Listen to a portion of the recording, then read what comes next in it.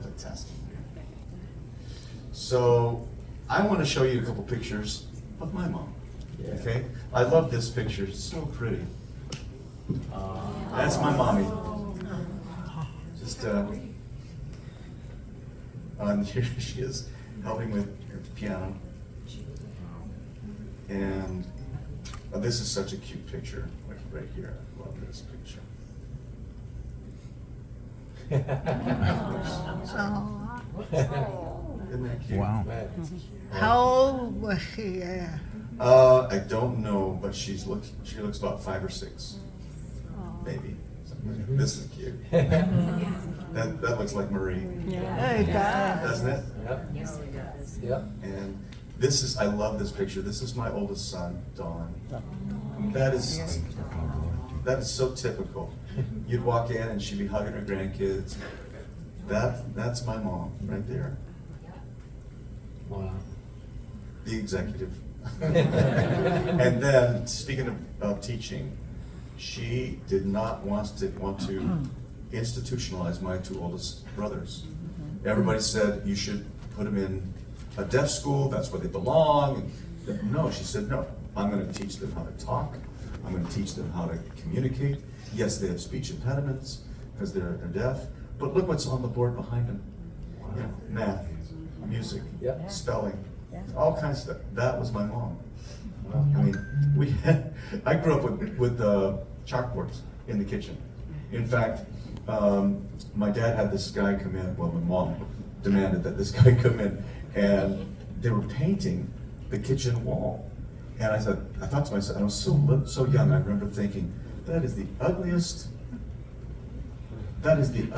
color I've ever seen on a wall. And why are they doing just that section? It was like a dark green, almost a black. I'm thinking, that is ugly, you know? And then they didn't do the rest of the wall. And then my mom let it dry, and he came back and put another coat on it. I thought, now it's even darker.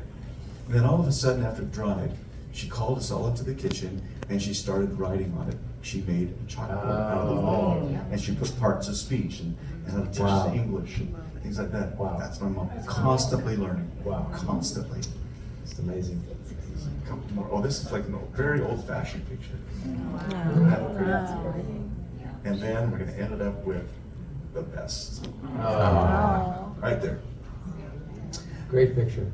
That is a team, you guys. Yeah. They were not only my parents, but great examples of how to love each other. And, you know, granted, sometimes things don't work. Several of my siblings have gone through divorce. It happens. But they were such a good example. And you know, they weren't perfect people. That's the other thing I learned from them, is that my dad made a lot of mistakes. My mom, no, she never made mistakes. But the respect that my dad had for my mom was something that I never really understood. I took it for granted when I was little, because that's just the way daddies are. And then I grew up and realized, no, I had a pretty good one. Because I never heard him yell at my mom. I never heard him swear. I never heard a bad word come out of that man's mouth. Oops, sorry. You got it? There he is. And he showed such respect for my mom, and it was such a great example for me. So it's wonderful for me to look back at that, because that is the foundation of the entire Osmond family. And you know, yes, we've had problems too, but they were such a great foundation. So that was my little tribute to, in my opinion, the greatest mother that has walked the planet.